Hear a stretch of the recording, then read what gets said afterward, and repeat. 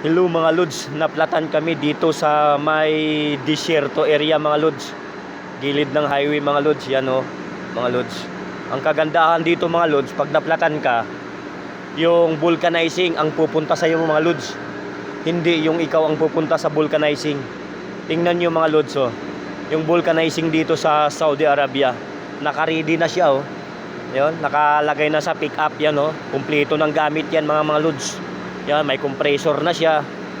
Tatawagan mo lang yung number ng mga vulcanizing, automatic na pupunta yan sa iyo kung saan kang area na platan mga lods.